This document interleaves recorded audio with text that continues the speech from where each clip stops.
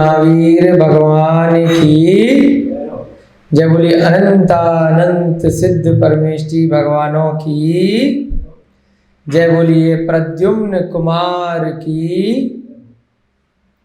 जय। बोलिए आचार्य भगवान श्री सोमकीर्ति जी महाराज की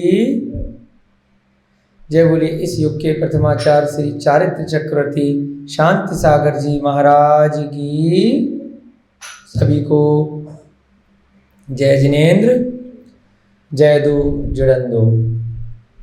हम सभी लोग नित्य प्रति स्वाध्याय में पिछले कुछ दिनों से श्री कृष्ण नारायण के पुत्र प्रद्युम्न कुमार जी के चरित्र का वर्णन सुन रहे हैं।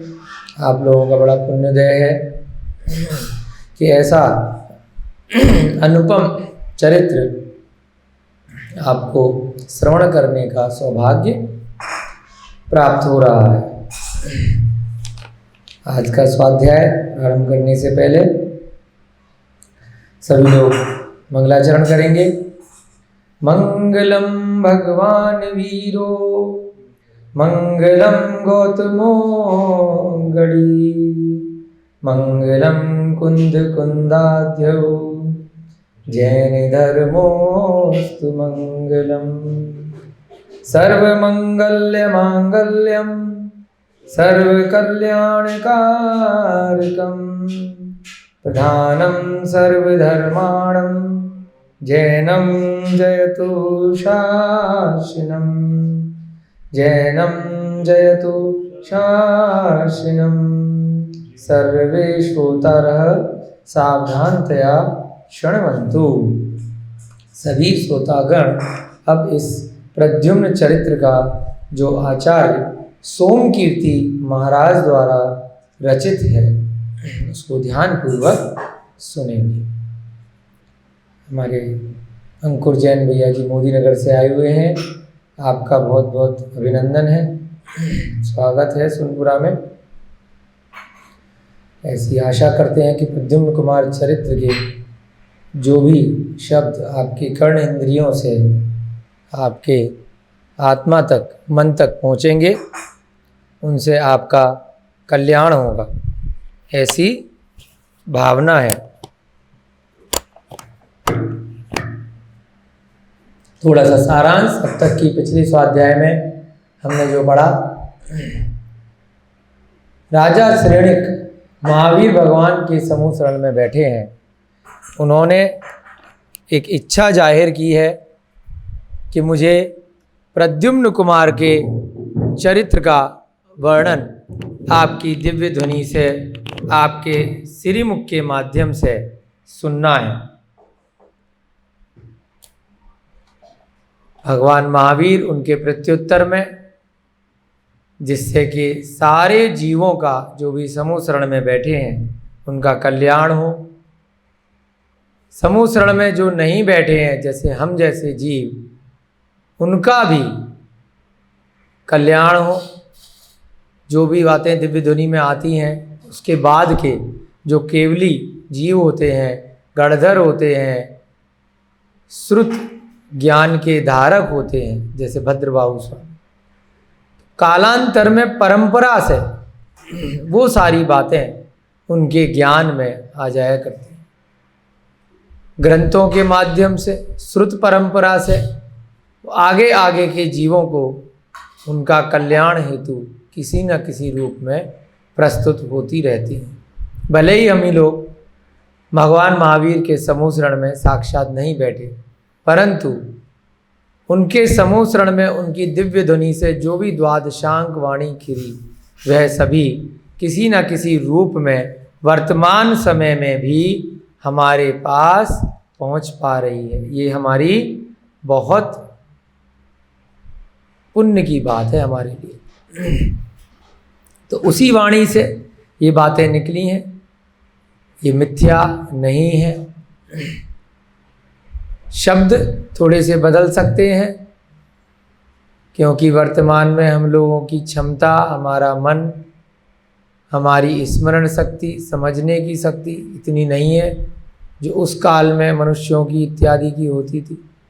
इसीलिए आचार्यों ने वर्तमान की अपेक्षा से जो भी भाषा है, जो भी लिपि है, उसको लिपिबद्ध किया है और सार रूप में हमारे सामने उन ग्रंथों को प्रस्तुत किया है।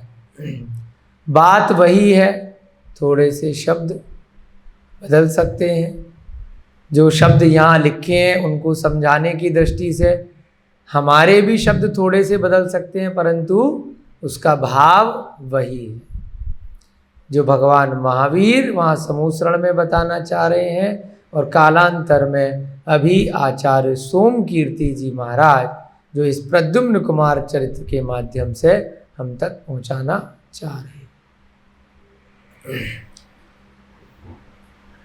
द्वारका नगरी का वर्णन चल रहा है। श्री कृष्ण वहाँ के राजा हैं।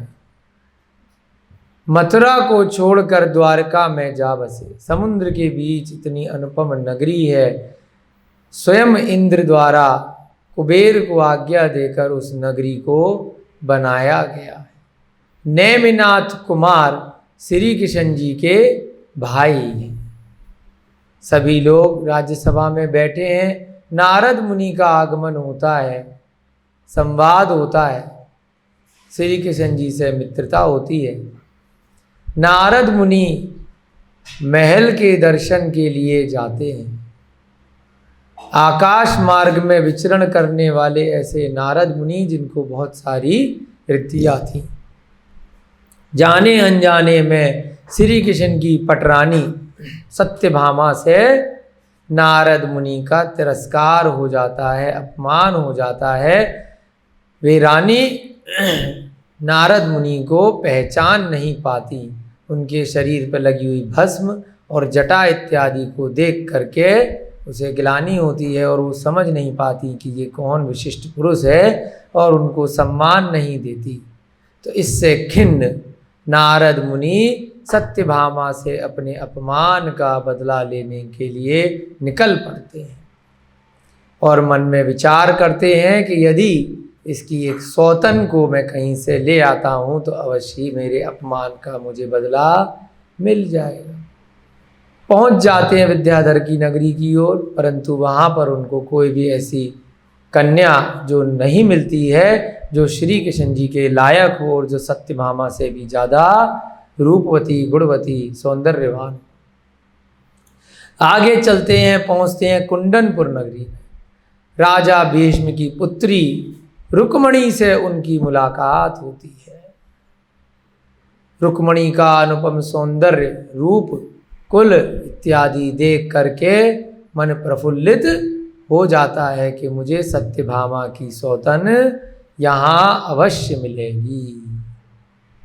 रुक्मणी से संवाद करते हैं कि क्या तू श्री कृष्ण जी की पटरानी बनेगी। पूछते हैं या भविष्यवाणी करते हैं, कुछ भी मानिए। उसके मन में श्री कृष्ण नारायण के बारे में बहुत सारा राग उत्पन्न करके वहाँ से निकल जाते हैं। रुक्मणी का एक चित्र बनाते हैं कैलाश पर्वत पर पहुँच करके। इतना सुंदर चित्र, उसे लेकर के द्वारका नगरी में श्री कृष्ण जी के पास पहुँच जाते हैं। अनुपम अवसर देख करके वह चित्र नारद मुनि श्री कृष्ण जी को भेंट करते हैं। श्री कृष्ण जी उस चित्र को देखकर ही मोहित हो जाते हैं, सम्मोहित हो जाते हैं और मूर्छा को प्राप्त हो जाते हैं। बंधुजनों द्वारा उनको जगाया जाता है। उसके बाद तो उन्हें ना सुध रहती है, ना होश रहता है। रात दिन बस उस रुक्मणी की ही चिंता में डूबे रहते हैं। नारद मुनि से जब पूछा कि कौन है, क्या है, तो नारद मुनि ने बताया कि भूमि गोचरी है, अभी अविवाहित है,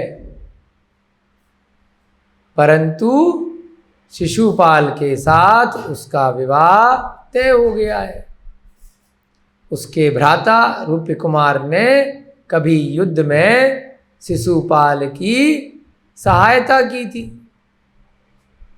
उसके बदले में शिशुपाल ने रूपी कुमार का उचित सम्मान आदर इत्यादि किया था, जिसके लिए जो उसका भ्राता रूप कुमार है रुक्मणी का, उसने शिशुपाल का हाथ अपनी बहन रुक्मणी में रुक्मणी के साथ देने का वचन दे दिया, परंतु अपने पिता राजा भीष्म इत्यादि से कोई भी अनुमति नहीं ली।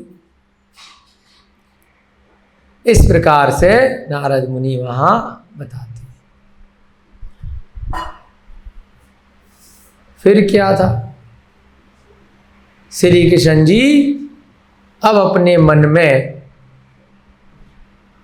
रुक्मणी को पसंद कर चुके थे, हमेशा उसके बारे में सोचते रहते हैं।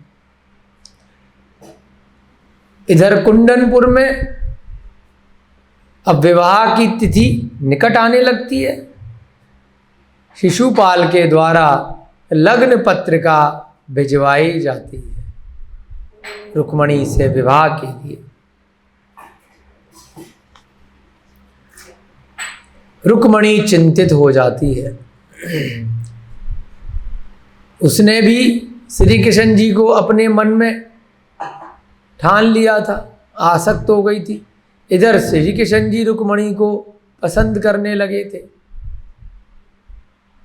रुक्मणी एक विश्वास पात्र दूत को बुलवाती है, उसके हाथ में एक प्रेम पत्र लिखती है और उसको भेज देती है द्वारका नगरी की कि जाइए और श्री कृष्ण जी को यह संदेश पहुंचाइए कि हमारे विवाह की तिथि शिशुपाल से निकट है।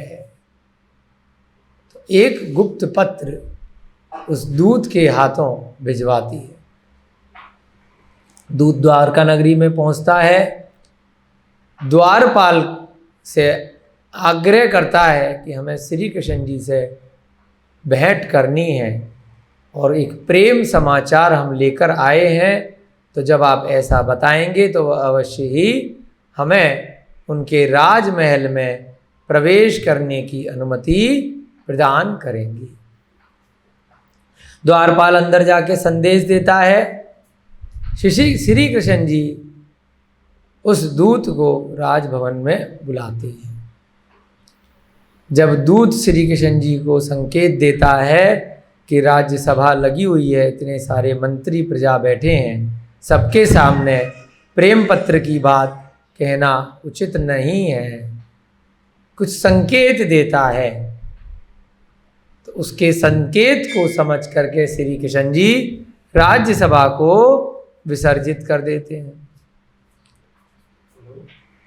बलभद्र और श्री कृष्ण जी मात्र 2 लोग वहां पर रह जाते हैं।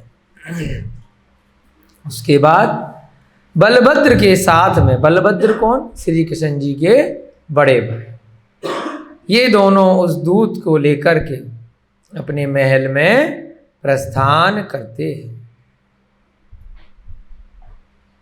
अब वहां जाकर के कहते हैं कि अब यहां ज्यादा कोई लोग नहीं है, अब आप अपना संवाद सुनाइए कि क्या संदेश लेकर के आए हैं। दूत कहने लगा कि हे महाराज, मेरा संवाद प्रेम का आधारभूत कारणभूत होने से माननीय है कि मेरा जो संवाद है, मैं जो बात बताने जा रहा हूं, उसमें कुछ प्रेम भरी बातें हैं, तो इसलिए माननीय है, मानने योग्य है। उसे सारभूत एवं यथार्थ समझकर ध्यान से सुने, है ना, उसे सत्य माने। मैं इसमें कोई भी गलत या असत्य बात नहीं करने वाला हूँ। दूत ऐसा श्री कृष्ण जी को और उनके भाई बलभद्र जी को, दोनों बैठे, भले ही एकांत में सुनाने वाला संवाद था, परंतु श्री कृष्ण जी और बड़े भ्राता बलभद्र दोनों में परस्पर बहुत घनिष्ठता थी, मित्रता थी। दोनों एक दूसरे के सुख दुख में हमेशा साथ रहते थे। कोई पर्सनल बात भी है तब भी एक दूसरे के साथ कर लिया करते थे। तो दूत कहता है कि मेरी बात को एकदम सत्य मानना, यथार्थ मानना। कुंडनपुर एक प्रसिद्ध नगर है। अब वो बता रहा है दूत, ये संवाद आप पहले भी पढ़ चुके हैं। उसको दूत श्री कृष्ण जी को बता रहा है कि ऐसे ऐसे कुंडनपुर नामक एक नगर है, वहां का राजा भीष्म गुणग्राही एवं शत्रुओं को परास्त करने वाला है। वहां का राजा कैसा है? बहुत गुणवान है और कोई भी शत्रु उसके सामने नहीं ठहरता है। उसकी पत्नी श्रीमती जगत विख्यात रूपसी है। उनकी पत्नी का नाम क्या है? श्रीमती है। और राजा का नाम क्या है? राजा भीष्म। सब नाम थोड़ा थोड़ा सा इसलिए रिवाइज करते रहते हैं कि कुछ कुछ स्मरण में रहें, है ना। यही ज्ञान आपके साथ, आपकी आत्मा के साथ अगले भवों तक जाएगा। बाकी जितना भी ज्ञान आपने सांसारिक विषय वस्तुओं को, इंद्रियों के सुखों को एकत्रित करने के लिए आपने प्राप्त किया है, वह सभी ज्ञान एक दिन शरीर के साथ यहीं रह जाएगा, है ना। आप वेल्डिंग का काम करते हैं जैसे, तो ये सब आपने अपने सांसारिक चीज़ों के लिए, रुपया पैसा कमाने के लिए इकट्ठा किया है। जरूरी नहीं है ये मरण उपरांत आपके साथ जाएगा। कुछ धर्म का ज्ञान है, कुछ जन्म जन्मांतर का ज्ञान है, जो अनादिकाल से वही रहने वाला है, वही ज्ञान साथ में जाएगा, जिसका स्वरूप बदलने वाला नहीं है। जो चीज़ें बार बार बदल जाती हैं, मिट जाती हैं।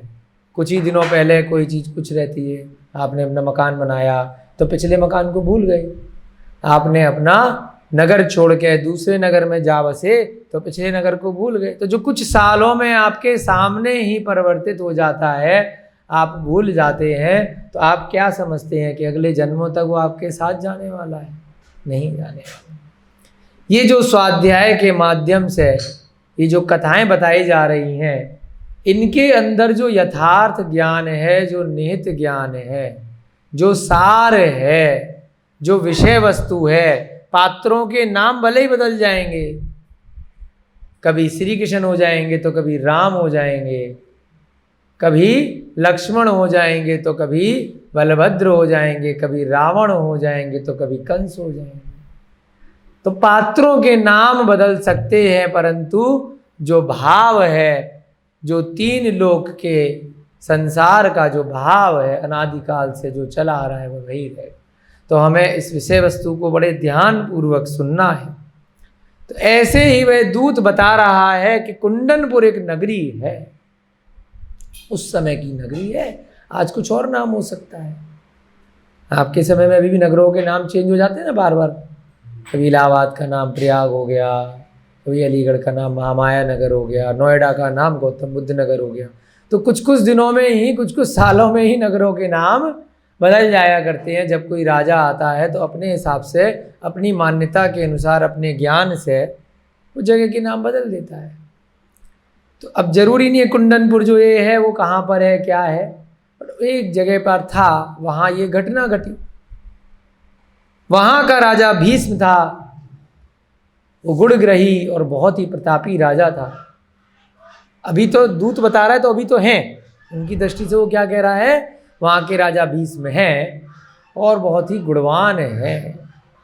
उनकी पत्नी श्रीमती बहुत ही रूपवान है। भीष्म का पुत्र रूप्य कुमार इंद्रपुत्र जयंत के समान यशस्वी एवं महादेव पुत्र षडानन जैसा स्वाभिमानी वीर है। भीष्म का पुत्र कैसा है? स्वाभिमानी है। इंद्र के पुत्र जयंत के समान यशस्वी है। महादेव के पुत्र षडानन जैसा स्वाभिमानी वीर है। ये कुछ उपमा दी गई है ना। उपमा देने के लिए बताया गया है कि अन्य धर्मियों के हिसाब से जो मान्यता है कि महादेव होते हैं, इंद्र के कुछ पुत्र होते हैं, तो एक उपमा दी गई है कि आप अगर ऐसा कुछ मानते हैं तो उनके जैसा है। कुमार की छोटी भगनी, भगनी माने पहले भी बताया था बहन, उसकी छोटी बहन है रुक्मिणी, चंद्रमासी कांति वाली नव यौवना है। चंद्रमा जैसी उस रुक्मिणी की कांति है। कौन बता रहा है? दूत। दूत जो रुक्मिणी ने प्रेम पत्र को लेकर के सीलबंद लिफाफे में भेजा है। विश्वास पात्र है, रहस्य की बात सीधे डायरेक्ट वहीं जाकर के कर रहा है, बिचौलियों को नहीं कर रहा। सीधे श्री कृष्ण जी के साथ अवसर पा करके बता रहा है। अभी तो केवल फोटो देखी थी, नारद मुनि से थोड़ी बहुत बातें सुनी थी रुक्मिणी की, अब डायरेक्ट रुक्मिणी ने ही सीधे सीधे अपना दूत भेज दिया। चंद्रमासी कांति वाली नव यौवना है। जितनी चंद्रमा में कांति होती है उसकी कोई तुलना नहीं की जा सकती, ऐसे ही रुक्मिणी की तुलना नहीं की जा सकती, अतुलनीय है। जैसे समुद्र से लक्ष्मी, पर्वत से पार्वती एवं ब्रह्मा से सरस्वती उत्पन्न होकर विख्यात हुई हैं, वैसे ही भीष्म पुत्री रुक्मिणी भी जगत में विख्यात है। यहां उन्होंने क्या कहा? विख्यात हुई है है ना। अन्य धर्मों के हिसाब से जो चर्चाएं उस समय चला करती थी, इसका मतलब जो ब्रह्मा की मान्यता है ना इत्यादि है, ये सभी उस काल से चली आ रही है, भगवान महावीर के काल से भी पहले से, है ना। उपमाएं दी हैं, है ना, उपमाएं दी हैं। जैसे ब्रह्मा से सरस्वती निकली है, पर्वत से पार्वती निकली है, समुद्र से लक्ष्मी निकली है ना। जैसी विख्यात है, मतलब ज्यादातर लोगों की ऐसी मान्यता है कि ब्रह्मा सृष्टि के कर्ता हैं, है ना। जिनवाणी से ऐसा नहीं है, वो दूत बता रहा है कि ऐसी जगत में मान्यता है।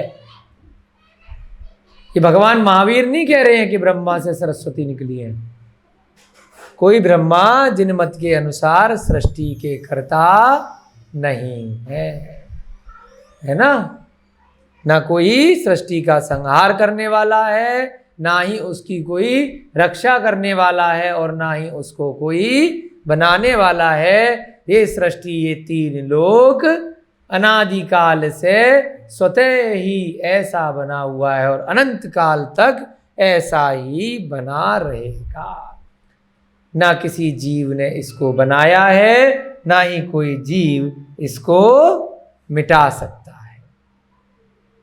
परंतु जगत में विख्यात है, तो दूत की भी ऐसी मान्यता है, या ऐसा वो संदेश दे रहा है कि रुक्मिणी जैसा जगत में ये बड़ी बड़ी चीजें लोग मानते हैं वैसी ही है।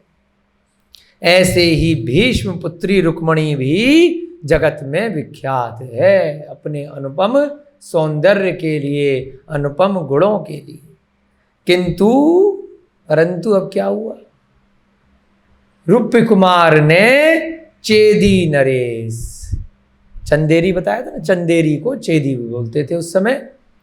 तो चेदी नरेश शिशुपाल के अतिथि सत्कार से प्रसन्न होकर के उसे रुक्मिणी के संग विवाह की स्वीकृति दे दी,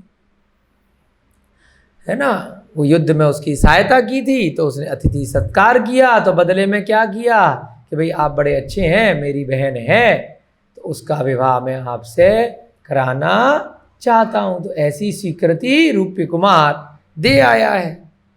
यद्यपि यह कार्य स्वजनों एवं परिजनों के बिना परामर्श लिए ही हुआ था, पर कुमार के वचनबद्ध होने से किसी ने आपत्ति नहीं की। हालांकि क्या था, भाई ने ही स्वीकृति दी थी, परंतु अभी परिजनों से कुछ भी पूछा नहीं गया, परंतु भाई वचन दे आया, और शिशुपाल भी योग्य था, तो इसीलिए बाकी के परिजनों ने कुछ आपत्ति नहीं करी कि तुम अच्छा योग्य वर अपनी बहन के लिए ढूंढ के लाए हो, तो अच्छी बात है। कारण क्या था? नृपति शिशुपाल में यथेष्ट योग्यता है। नृपति नर प्लस पति, नरों का पति यानी कि प्रजा का पति उसको राजा बोलते हैं। राजा का पर्यायवाची क्या होता है? नरपति, है ना। कुछ शास्त्रों के ग्रंथों के शब्द होते हैं, उससे हमारे ज्ञान में भी धीरे धीरे वृद्धि होती रहती है। शिशुपाल में भी यथेष्ट योग्यता है, वो ऐसे ही हल्का फुल्का राजा नहीं है। एवं योग्य पुरुष किसे प्रिय नहीं होता। अब भाई कहीं से रिश्ता लेके आया है, या कोई बिचौलिया रिश्ता लेके आया, चाचा फूफा कोई रिश्ता लेके आए हैं, मामा मौसी कोई भी, और अगर योग्य है तो घर वाले आपत्ति क्यों करेंगे? क्योंकि योग्य पुरुष किसे प्रिय नहीं होते। तो शिशुपाल भी कोई बदमाश गुंडा नहीं है, योग्य है। भीष्म का भी मित्र है, तभी तो संदेश भेजा था कि हमारे को शत्रु आक्रमण कर रहा है, हमारी आपसे मित्रता है, तो हमारी मदद के लिए भेजिए। इसीलिए रूपी कुमार गया था।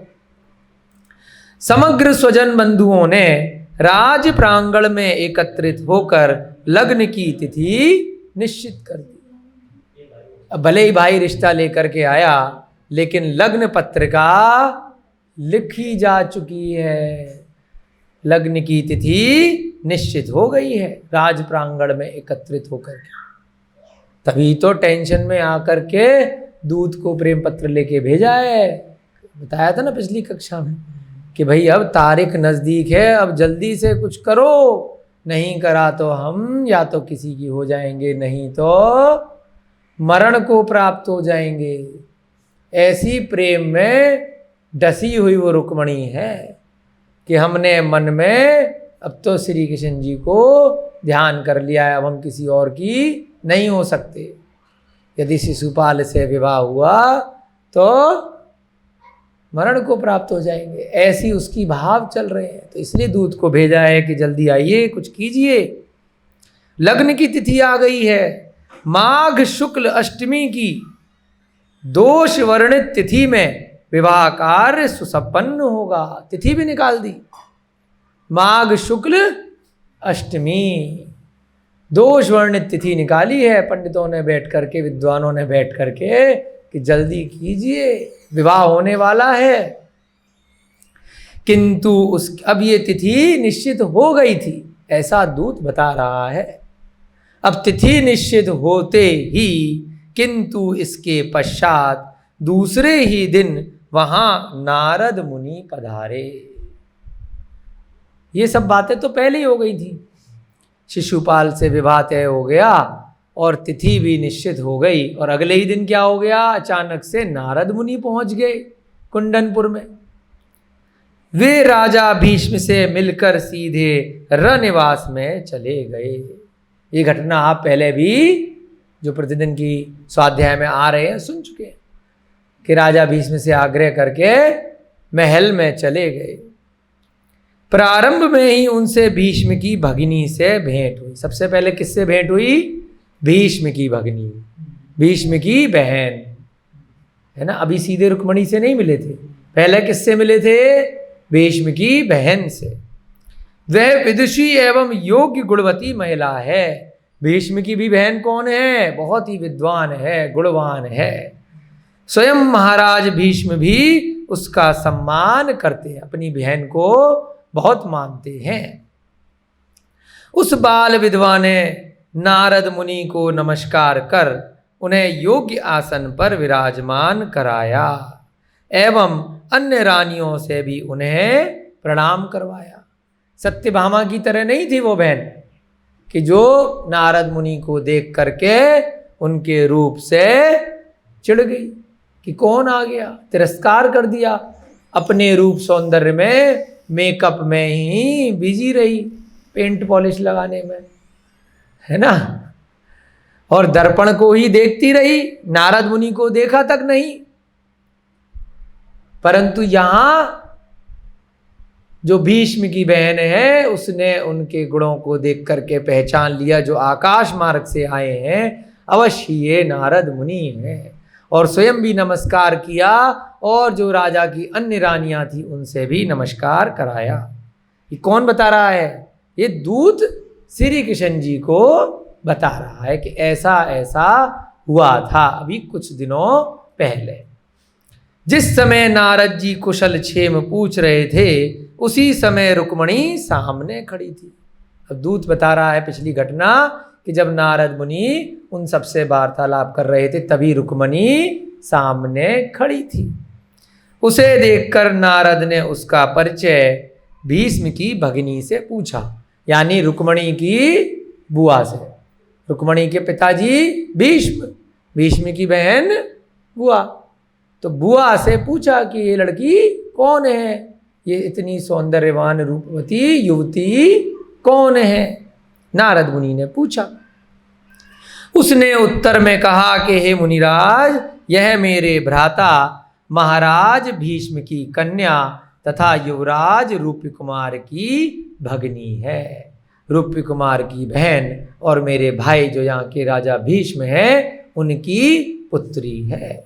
इतना कहकर बुआ ने रुक्मणी से नारद मुनि के चरणों में प्रणाम करवाया। ये सारी घटना पहले पढ़ चुके हो आप, रिवाइज हो रही है। नारद मुनि के द्वारा जो घटना हुई, अब दूत वहां पर जाकर के फिर से स्टोरी सुना रहा है। नारद मुनि ने आशीर्वाद देते हुए कहा कि द्वारकापुरी के अधिपति तथा हरिवंश के श्रृंगार महाराज श्री कृष्ण नारायण की तू पटरानी बनेगी। बोलते ना जैसी कोई स्त्री चरण छूती है या नमस्कार करती है, सौभाग्यवती भव, है ना, है ना, आशीर्वाद देते हैं ना, पुत्रवती भव। तो ऐसे ही उन्होंने सीधे आशीर्वाद दिया, अपने ज्ञान से देख करके कहा हो या मन में जो षड्यंत्र रचा जा रहा था उसकी वजह से कहा हो, है ना। नारद मुनि के मन में तो बैर भाव था। अगर देखा जाए मनुष्य पर्याय के जीव है, भले ही आकाश मार्ग से आते हैं, सत्यभामा से बदला लेना है इसीलिए कहा है ना, कि भाई अगर किसी के मन में भले ही भविष्यवाणी हो या नहीं हो, अगर बोल दिया जाए बहुत कॉन्फिडेंट के साथ में कि आज तुझे बहुत पैसा मिलेगा, आज तेरी यात्रा होगी, तो तुम सोचने लगोगे कि आज मुझे कहीं घूमने जाना चाहिए। तो बहुत बातें सत्य हो जाती हैं। तो नारद मुनि ने जो भविष्यवाणी करी है, अगर उनको ऐसी करनी होती तो इतने दिन तक ढूंढते क्यों? वो तो नगर नगर ढाई द्वीप में जा जाके कितने माह तक ढूंढ रहे थे। उन्हें अगर पहले से ही अगर वो अवधि ज्ञानी होते तो सीधे ही वहां ना पहुंचते, है ना। वो तो अपना विचार रख रहे हैं कि तुझे राजा श्री कृष्ण की पटरानी बनना है।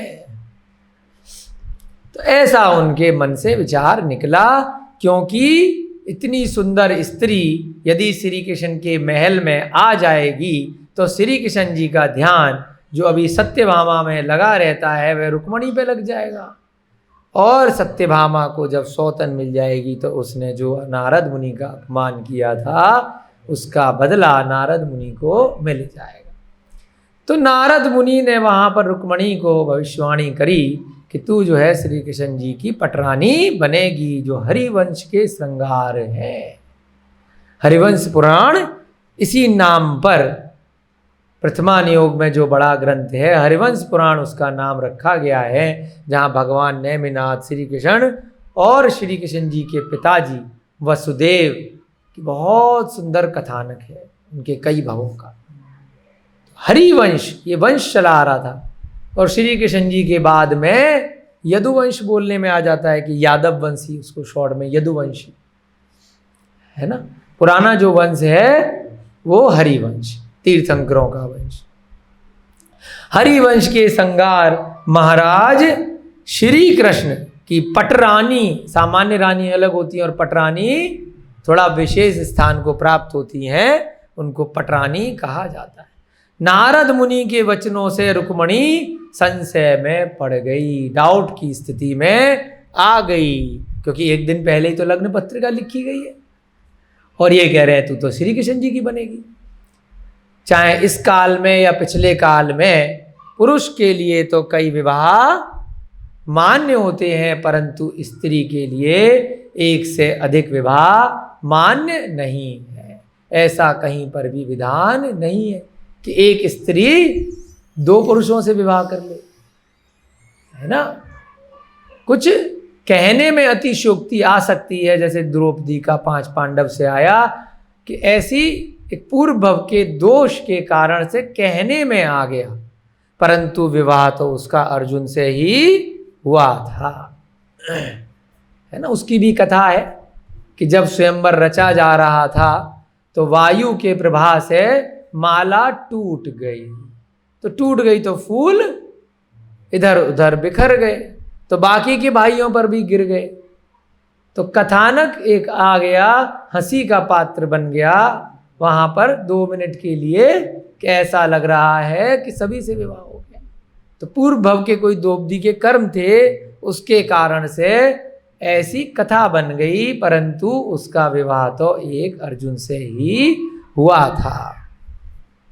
अब स्टोरी बनाई जाती है, चुटकुले बनाए जाते हैं, तो वो बात अलग है, परंतु स्त्री का विवाह एक के साथ ही होता है। राजा महाराजाओं और बड़े पुरुष जो खर्चा सहन कर सकते हो एक से ज़्यादा स्त्री का, उनको छूट रहती है, परंतु क्षेत्र काल के हिसाब से जो कानून है उसको भी मानना आवश्यक होता है। जैसे वर्तमान में इस जगत में यहाँ पर जहाँ हम रह रहे हैं वहाँ पर कानून है, कुछ विशेष समुदायों को छोड़ करके अन्य लोग एक से अधिक विवाह एक साथ नहीं कर सकते।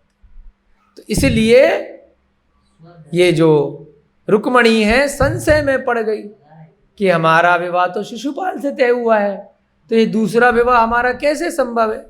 श्री कृष्ण जी तो दूसरा विवाह कर सकते हैं, राजा दशरथ ने भी कितने सारे रानियां थी, बहुत सारे उदाहरण हैं, चक्रवर्ती, अर्ध चक्रवर्ती, 16,000 शादियां कर सकते हैं अर्ध चक्रवर्ती, है ना, परंतु स्त्री एक से ज्यादा विवाह नहीं कर सकती। तो अब संशय में पड़ गई, नारद मुनि उसके मन में श्री कृष्ण जी को डाल गए और वहां से प्रस्थान कर गए। पर इसके अनंतर रुक्मणी सदैव चिंतित रहने लगी। जब ये दूत श्री कृष्ण जी को बता रहा है, आप सोचिए कि आप अगर श्री कृष्ण जी उस समय हैं तो आप सोच रहे होंगे अभी जो पिछली घटना पड़ी थी, श्री कृष्ण जी की भी वैसी हालत है कि जैसे रुक्मणी सदैव चिंता में है तो श्री कृष्ण जी भी तो मूर्छित है, रोज रात और दिन न खा पा रहे हैं न पी पा रहे हैं और रुक्मणी की चिंता में लगे हुए, खाली फोटो मात्र देखकर, चित्र देखकर। वो कह रहे हैं कि आग दोनों तरफ लगी है, उधर भी लगी है और इधर भी लगी है। उसे न दिवस में क्षुधा लगती है न रात्रि में निद्रा आती है। यही हालत श्री कृष्ण जी की थी। क्षुधा माने भूख, न भूख प्यास लग रही न रात में नींद आ रही, नींद उड़ गई, प्रेम हो गया। चंद्रमा की चांदनी उसे विष सदृश प्रतीत होती है। दूत बता रहा है रुक्मणी का हाल, जो रुक्मणी ने दूत के माध्यम से भिजवाया है। अभी तो टेलीफोन मोबाइल के माध्यम से बता देते हैं कि आप जल्दी आओ, है ना, मुझे ना भूख लग रही ना प्यास, आपकी चिंता सताए जा रही है। तो विष सदृश लग रही है चंद्रमा की चांदनी कि जैसे जहर है ना। चंदन का लेप अग्नि का सा दाह उत्पन्न करता है। चंदन कितनी शीतलता देता है, परंतु रुक्मणी को कैसा लगता है कि अग्नि जैसा दाह, यानी अग्नि जैसा इसमें कितनी कठोरता है, कितनी उष्णता है, दहन करने वाला है। जो सुंदरता है चंद्रमा की चांदनी, वो लग रही है जैसे सांप का विष है, और चंदन का लेप क्या लग रहा है कि अग्नि जैसा बहुत उष्ण है। वह आप पर मन प्राण से आसक्त है। हे श्री कृष्ण नारायण, ये रुक्मणी तो मन से और प्राण से आपके ऊपर आसक्त है, इसमें कोई संशय नहीं है। वह आपके नाम की माला फेर कर ही जीवित है। कोई भगवान की माला फेरता है, कोई सिद्धों की माला फेरता है, कोई राम की माला फेरता है, तो कोई अपने पति की माला फेर रही है कि कब मिलोगे कब मिलोगे। संसार चक्र है ना। अभी तो मनुष्य भव है, अभी थोड़ी ना इतनी आसानी से खत्म हो जाएगा। तो वह तो आपके नाम की माला ही फेर फेर कर जीवित है। अतएव आपसे निवेदन है कि आप इस संबंध में यथोचित प्रबंध करें। अब बस आपके पास भेजा है, वो बेचारी तो कुछ नहीं कर सकती, वो राजा तो है नहीं, ना प्रतापी है, वो तो एक युवती है, राजमहल में अंदर रहती है, वो क्या कर सकती है। तो आपके पास संदेश भेजा है कि आप यथोचित यानी जो भी उचित हो ऐसा कुछ प्रबंध करें। आप शुभ कार्यों के कर्ता हैं, अतः राजकन्या रुक्मणी के कष्ट की निवृत्ति अब आपके ही हाथ में है।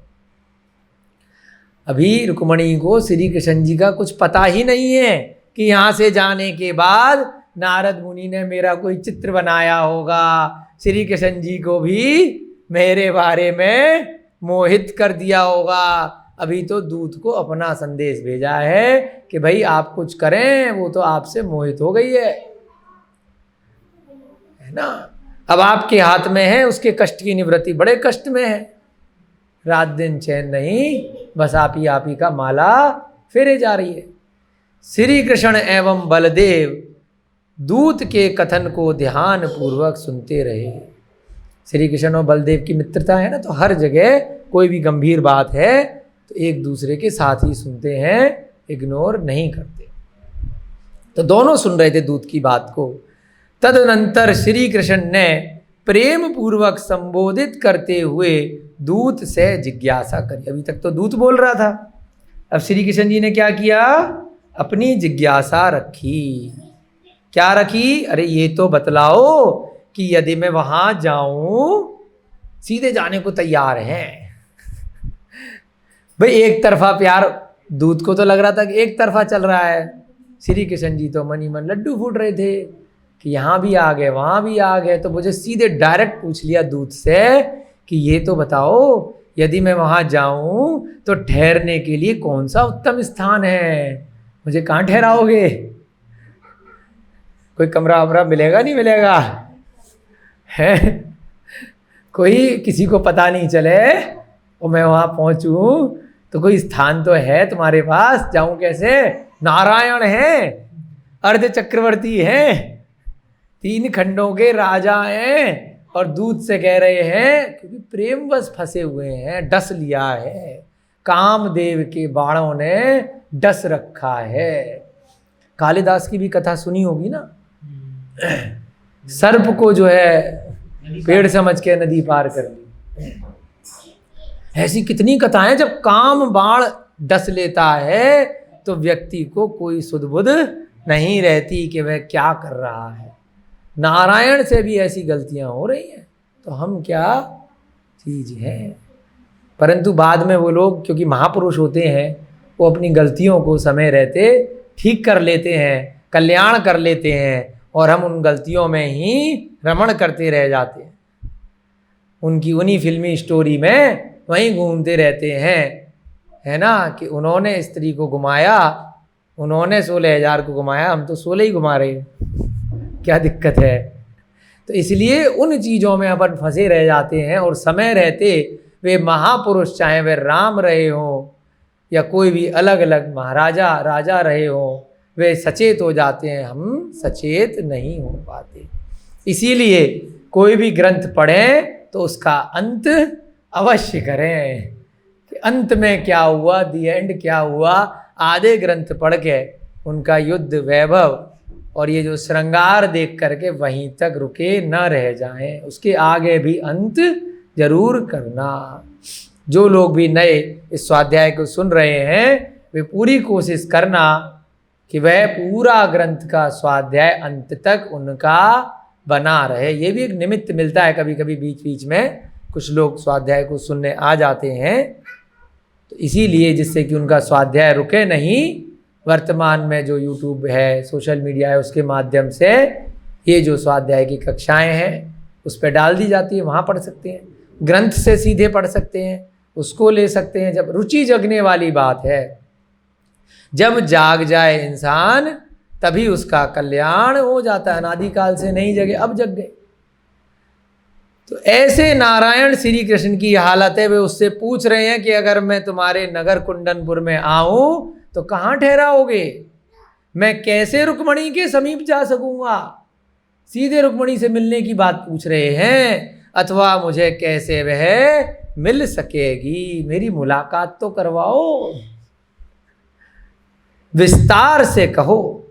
तब दूत ने नम्रता पूर्वक उत्तर दिया, हे महाराज, आप यथाशीघ्र कुंदनपुर चलें, देर ना करें, जल्दी से चलें, सब काम छोड़ें, राजपाट यहाँ होता रहेगा, सब व्यवस्था यहाँ चलती रहेगी, आप तो कुंदनपुर चलें।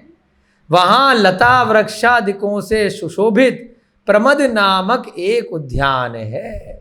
हमारी जानकारी में गार्डन है, वहाँ ज़्यादा लोग नहीं आते।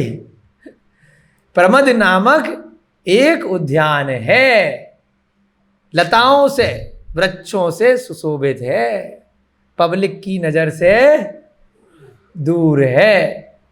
उद्यान में एक अशोक वृक्ष के तले कामदेव की मूर्ति है, जिसे अपनी मनोकामना की पूर्ति के निमित्त रुक्मणी ने स्थापित किया है। अब रुक्मणी को भी तो कामदेव ने डस रखा था, है ना। ये कामदेव बोले गए इसलिए कि जिनको देख करके ये सारे काम रस विकार, चाहे त्रियंच हो, चाहे मनुष्य हो, इन सब, चाहे देवों में भी होता है काम, है ना। शुरू के स्वर्गों में देवों में भी रहता है, तो ये सब रहता है। तो इसलिए कामदेव की मूर्ति लगा डाली। किसने लगा डाली? रुक्मणी ने। आपकी मनोकामना यानी आपको प्राप्त करने की इच्छा से, जैसे करते हैं ना भाई, कोई शनि देव को पूज रहा है, कोई किसी को पूज रहा है, कोई कहीं देवी को जा रहा है कि इससे मेरी मनोकामना की सिद्धि होगी, है ना, इस मंत्र के मंत्रोज्जय मृत्यु टूट जाएगी, ये होगा, बलि देंगे। अलग अलग सांसारिक इच्छाओं के लिए देवी देवताओं की पूजा अर्चना की जाती है। और अरहंत भगवानों की पूजा किस लिए की जाती है? सांसारिक इच्छाओं से निवृत्ति हो। क्योंकि कोई भी देवी देवता इत्यादि हैं जिनको आप पूज रहे हैं, वह स्वयं संसार में है, यहाँ नहीं तो स्वर्गों में, वहाँ नहीं तो व्यंतर में है, भवनवासी में है। देवी तो बन गए, कुछ आयु ही तो हमसे थोड़ी सी ज़्यादा है, किसी की पल्यों में है तो किसी की सागर में, फिर से जन्म होगा, क्या पता एक इंद्रिय बन जाए, क्या पता त्रियंच बन जाए, और हम उन्हें पूज रहे हैं। सांसारिक इच्छाओं की अभिपूर्ति करा देंगे, परंतु वे भी संसार में भटक रहे हैं, तो हमें संसार से थोड़ी निकाल देंगे। तो सम्यक दर्शन क्या है? किसकी पूजा करो, किसकी प्राप्ति के लिए पूजा करो? संसार चक्र से मुक्ति के लिए पूजा करो। ऐसी आकांक्षा इच्छा करो कि ये बार बार जो शरीर मिल रहा है, जन्म जरा मृत्यु आ रही है, इतने रोग आ रहे हैं, कभी बचपन, कभी युवावस्था, कभी वृद्धावस्था, फिर मरणावस्था, मरण के बाद तुरंत फिर जन्म हो जा रहा है, कितने कष्ट हो रहे हैं। बार बार बार बार वही भूख प्यास प्रतिदिन लगती है, उसको जुटाने के लिए इतने इतने उपक्रम करने पड़ते हैं, फिर इतने बच्चे हो जाते हैं, फिर उनके लिए पूरी जिंदगी उनके लिए निकल जाती है। तो उसने भी क्या किया? अपनी वासना की प्राप्ति के लिए, अपने काम की प्राप्ति के लिए कामदेव की मूर्ति लगा डाली है रुक्मणी ने। पहचान के लिए उस पर मनोहर पताका है, जिससे पहचान हो जाए तो उस पर एक मनोहर पताका एक लगा दी है, एक ध्वज लगा दिया है। आप वहां आकर के उस वृक्ष के नीचे छिप करके बैठ जाएं। कहाँ नारायण, सारा संसार डर रहा है, और कहाँ कामदेव के कारण से क्या स्थिति है कि छिप करके बैठना पड़ रहा है पेड़ के नीचे, डरपोक बन करके। देखिए क्या संसार की नियति है। तो बचना है अपने को इन सब से, इनकी पुनरावृत्ति नहीं करनी। इसलिए बीच बीच में हमें कुछ कुछ बताना पड़ता है कि लोग सोचें कि जब उन्होंने ऐसा किया तो हम अगर शादी से पहले किसी को उठा के ले आए, अपनी प्रेमिका को, गर्लफ्रेंड को, तो हमने क्या गलत किया? वो तो जब पकड़े जाओगे तब पता चलेगा क्या गलत किया या क्या सही किया। श्री कृष्ण जी को भी तो डर है, तभी तो दूत ऐसी सलाह दे रहा है कि पकड़े जाओगे तो बड़ी बदनामी होगी, तो पेड़ के नीचे जाकर के छिप जाना। जब रुक्मणी कामदेव की पूजा के निमित्त वहां आएगी तो आप उससे मिल सकेंगे। वो रोज आ रही है वहां पर, रोज माला पड़ रही है कामदेव के यहाँ जाकर कि नारायण श्री कृष्ण मुझसे विवाह कर लें। तो वो आएगी तो वहीं आप कोने में साइड में ले जाकर उससे मिल लेना। आप निश्चिंत रहें, अब वह आपके अतिरिक्त अन्य किसी का वरण नहीं कर सकती। आप इस बारे में चिंता ना करें कि वह किसी और की हो जाएगी, वो आप ही का वरण करेगी, तो आपसे वह मिल लेगी। जिस प्रकार सिंघनी श्रृंगाल के शावक से रमण करना स्वीकार नहीं करती, उसी प्रकार रुक्मणी के लिए अन्य पुरुष को अंगीकार करना अब स्वप्न में भी संभव नहीं है। शेरनी श्रृंगाल के शावक को, शावक माने बच्चा है ना, किसी दूसरी प्रजाति के, है ना, श्रृंगाल यानी सियार के बच्चे को, है ना, दूसरी प्रजाति के बच्चे के साथ शावक से रमण करना स्वीकार नहीं करती है। ऐसे ही शिशुपाल दूसरी प्रजाति का हो गया। जब आपको मन वचन से उसने भा लिया तो उससे अंगीकार करना अब स्वप्न में भी नहीं सोचेगी, है ना। वास्तव में की तो बात दिन में तो बहुत दूर की बात है, सपने में भी नहीं सोच सकती। उसने आपका ही व्रत धारण कर लिया है, मन में आपको अपना पति मान लिया है। वह रूपसी उद्यान में पधारेगी एवं आपको ढूंढेगी। मैं खबर भिजवा दूंगा, चिंता की बात नहीं है। तो वह आपको ढूंढेगी जब वो यहाँ उद्यान में आएगी। यदि वहाँ आपके दर्शन न हो सके तो फिर उसके लिए अपने प्राण त्याग कर देना भी असंभव है ना, असंभव नहीं। यानी यदि आप उसे नहीं मिले, शिशुपाल से विवाह की तिथि निकट आ गई है और अगर आप वहां नहीं मिले तो वो क्या करेगी? वो मरण को प्राप्त हो जाएगी, आत्महत्या भी कर सकती है। जबकि आत्महत्या करने वाला जीव, अरिहंत भगवान ने कहा है कि कषाय के माध्यम से आत्महत्या करता है, नियम से नरक जाना पड़ता है। कहाँ कितनी राजा की राजकुमारी और सागरों की आयु नरक में।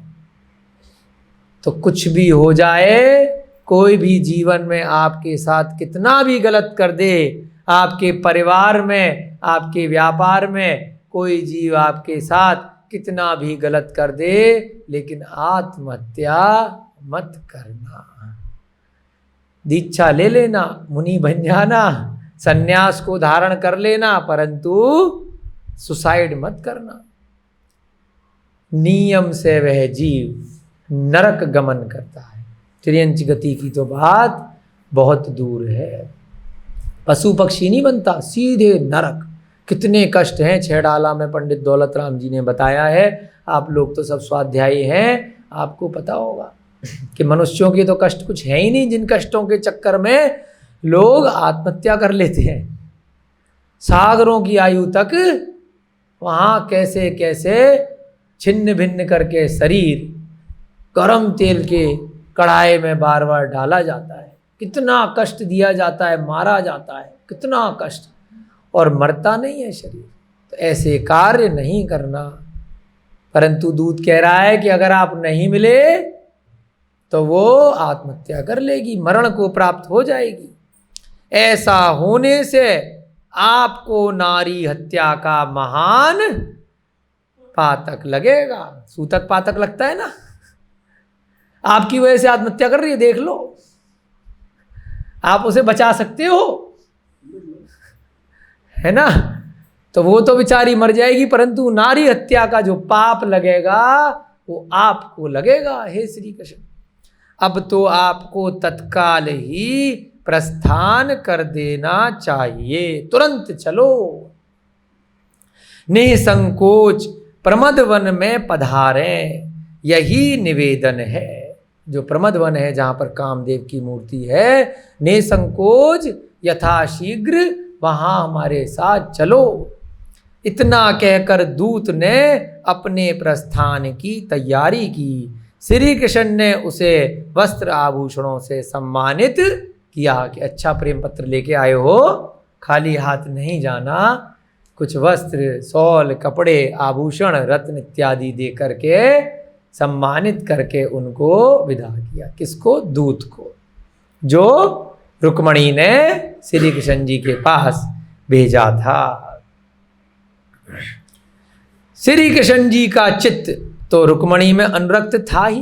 पहले थोड़ी दूत को बताया कि हम तो पहले से ही ख्वाबों में रात दिन रुक्मणी के ही स्वप्न देख रहे हैं, परंतु दूत को जाने के बाद सांसें ली कि ये तो बहुत बढ़िया हुआ, प्लानिंग भी बता दी, चलो कुछ करते हैं। श्री कृष्ण जी का चित्त तो पहले से ही रुक्मणी में अनुरक्त था। अनुरक्त यानी कि उस पे मोहित था। दूत के गमनोपरांत वे दोनों भ्राता परस्पर कार्य सिद्धि हेतु युक्ति सोचने में संलग्न हुए।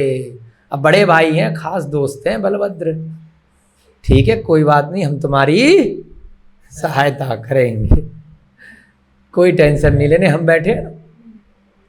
तो वो भी लग गए प्लानिंग बनाने में। उन्होंने विचार किया कि यह समस्त वृतांत किसी भी प्रकार सत्यभामा को ज्ञात न हो, क्योंकि वह विद्याधर की पुत्री है। सत्यभामा कौन है? उड़ सकती है, कहीं पर भी अगर खबर भेज दी कि तुम दूसरी बीवी लेने जा रहे हो तो लाने नहीं देगी, है ना। तो अपनी पत्नी से भी छुपा लेना। ऐसा बलभद्र ने कहा भैया लेने तो जा रहे हो, कुछ गड़बड़ करने जो शास्त्रोक्त नहीं है, सही तरीके से नहीं है, क्योंकि दूसरे से विवाह तय हो गया है और आप जाकर के पेड़ के पीछे छुप करके जो अनुक्रम करने जा रहे हो, सत्यभामा को, तुम्हारी पत्नी को पता नहीं चल जाए, फिर कुछ नहीं कर पाओगे, क्योंकि वह तो विद्याधर की पुत्री है। संभवतः विद्या बल से किसी प्रकार का विघ्न उपस्थित कर दे। जन्म से विद्याएं हैं, आप तो कुछ नहीं हो उसके सामने, कितने भी रूप बना सकती है, कुछ भी कर सकती है वो, उसके पास तो आपसे भी ज़्यादा विद्याएं हैं आपकी पत्नी के पास। कोई भी विघ्न उत्पन्न, क्योंकि कोई भी पत्नी नहीं चाहेगी कि उसका पति दूसरी पत्नी लेकर के घर में आ जाए, और वो तो आपसे भी ज़्यादा स्मार्ट है। भले ही आप नारायण हैं, परंतु वो तो विद्याधर है ना, वो तो खुद भी आकाश में उड़ सकती है।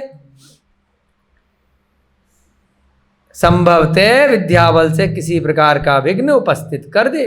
उसी रात्रि में ही कुंडनपुर हेतु प्रस्थान का निश्चय हो गया, बिना सत्यभामा को बताए। अब श्री कृष्ण जी का कि भाई आज ही निकलो, टाइम नहीं है, ज़्यादा डिले किया तो कहीं देर ना हो जाए, कहीं चिड़िया खेत ना चुपकर उड़ जाए। उसी रात निश्चय हो गया। इस अभिप्राय से दोनों भ्राताओं ने रात्रि के अंतिम पहर में कवच धारण कर छद्म वेश में नाना प्रकार के अस्त्र शस्त्रों से सुशोभित होकर द्रुतगामी रथ द्वारा कुंडनपुर के लिए प्रस्थान किया। छद्म वेश है ना, कि कोई पहचान नहीं ले, भाग रहे हैं, बताओ रात में निकल रहे हैं, तीसरे पहर में जब सारा नगर सो रहा है, क्या काम बाढ़ है। सोचिए कि क्या स्थिति हो जाती है। रात्रि के अंतिम पहर में द्रुतगामी, द्रुत माने बहुत तेज भागने वाले रथ बुलाए जो जल्दी से पहुंचाए, कुंडनपुर के लिए प्रस्थान कर दिया। श्री कृष्ण जी का चित्त तो रुक्मणी में आसक्त था ही, उनके लिए धैर्य धारण के अतिरिक्त अन्य कोई संबल नहीं था। भाई पहुंच जाएंगे, अब टेंशन में रास्ते में, जब तक गंतव्य स्थान तक नहीं पहुंचता व्यक्ति तब तक क्या होता है, धैर्य नहीं होता। कब पहुंचेंगे, कब पहुंचेंगे, ट्रेन कब पहुंचेगी, हवाई जहाज कब पहुंचेगा। जैसे कोई रोगी हो, हॉस्पिटल ले जाना हो, जल्दी पहुंचो जल्दी पहुंचो, रास्ते में जाम लग रहा है। तो ऐसी स्थिति श्री कृष्ण जी की हो रही है, धैर्य धारण नहीं कर पा रहे हैं, संबल नहीं है। प्रत्येक कला में निपुण दोनों भ्राता श्री कृष्ण और बलदेव द्रुतगामी रथ द्वारा प्रमद नामक उद्यान के समीप जा पहुंचे। अब फाइनली पहुंच गए प्रमद उद्यान में। कुंडनपुर की रमणीकता को देखकर श्री कृष्ण के हृदय में भांति भांति के संकल्प विकल्प होने लगे। इतना सुंदर नगर है ना, एक को दूसरे का नगर पसंद आता है, जबकि स्वयं की द्वारका नगरी किसी से कम नहीं थी। आप लोग, हम लोग भी जाते हैं ना कहीं घूमने के लिए, जबकि अपना देश अपना नगर, यहाँ पर भी लोग घूमने आते हैं दूर विदेश से। हम भी लोग दूसरी जगह जाते हैं कि एक जगह की जगह दूसरी जगह थोड़ा परिवर्तन होता है तो वो चित्त को आकर्षित करता है, मन को अच्छा लगता है। इसीलिए जब परिग्रह परिमाण व्रत किया जाता है और साथ में अन्य व्रत किए जाते हैं, दिग व्रत, देश व्रत, तो उसमें क्या कहते हैं, भाई सीमाएं कर लो। बहुत घूम लिए, इस संसार में अनादिकाल से कोई भी स्थान ऐसा नहीं रहा जहाँ इतनी सारी 84 लाख योनियों की पर्याय में घूमे ना हो। सब जगह देख ली, बस यथार्थ में चिंतन नहीं कर पा रहे, स्मरण में नहीं है। घूम तो लिए, तो अब रुक जाओ। इसीलिए व्रत लिए जाते हैं, दिशाओं की सीमा कर ली जाती है। ऐसे ही श्री कृष्ण नारायण को दूसरी नगरी जो कुंडनपुर नगरी है बहुत सुंदर लग रही है कि उसको देखकर भांति भांति के संकल्प विकल्प आ रहे हैं। वे मन ही मन कहने लगे कि न जाने मेरे भाग्य में क्या अंकित है। अब पता नहीं यहाँ पर मेरे भाग्य में क्या होने वाला है। फिर भी धैर्य का धारण कर वे दोनों भ्राता अपनी मनोरथ सिद्धि हेतु तत्पर हुए। उनका मनोरथ क्या है कि हमें रुक्मणी कैसे भी मिल जाए। आपका मनोरथ क्या है? क्या है आप लोगों का मनोरथ? सबका अलग अलग होगा, है ना, सभी समय के हिसाब से अलग अलग रहता है, परंतु अंतिम मनोरथ इन ग्रंथों को पढ़ने के बाद यही होना चाहिए कि समाधि मरण हो जाए, इस संसार चक्र से शीघ्र अतिशीघ्र छुटकारा प्राप्त हो जाए, मुक्ति प्राप्त हो जाए। तो ऐसे मनोरथ के साथ वे दोनों भ्राता प्रमद नामक उद्यान में पहुंच जाते हैं, है ना। आज के स्वाध्याय का आपका समय हो रहा है, इसी प्रकार से आप आनंद के साथ में स्वाध्याय करते रहें और चिंतन करें कि कैसे कैसे इस जीव की पर्याय होती है, कैसे कैसे उसे अलग अलग योनियों में नारायण बनने के बाद भी ऐसे कष्ट, ये कष्ट ही तो है, मोह का कष्ट है ना। दुख हो रहा है, नहीं मिल रही कोई वस्तु। जब तक कोई वस्तु नहीं मिलती, जब तक उसकी इच्छा रहती है, प्राप्त करने के लिए प्रयत्न रहता है, और जैसे ही मिल जाती है उसकी वैल्यू खत्म हो जाती है। राम ने जब सीता को खो दिया, उनकी भी कितनी इच्छा थी, कितने कितने प्रयत्न किए, और जब मिल गई उसको अग्नि परीक्षा के लिए डाल दिया। पहले उसका तिरस्कार किया, फिर मिली तो फिर अग्नि परीक्षा के लिए, कितनी कितनी बार, जब तक नहीं मिलती। ये मनुष्य का स्वभाव है। तो ये भी कष्ट है कि हम किसी के प्रति आसक्त हो रहे हैं, मोहित हो रहे हैं, किसी वस्तु को, किसी व्यक्ति को प्राप्त करने के लिए। तो इन कष्टों से भी बचना है। जय बोलिए महावीर भगवान की, जय बोलिए अनंतानंत सिद्ध परमेष्टि भगवानों की, जय बोलिए आचार्य भगवान श्री सोम कीर्ति जी महाराज की, जय बोलिए प्रद्युम्न कुमार की, जय बोलिए इस युग के प्रथमाचार्य श्री चारित्र चक्रवर्ती आचार्य भगवान श्री शांति सागर जी महाराज की। सभी को जय जिनेन्द्र, जय दो जुड़न दो।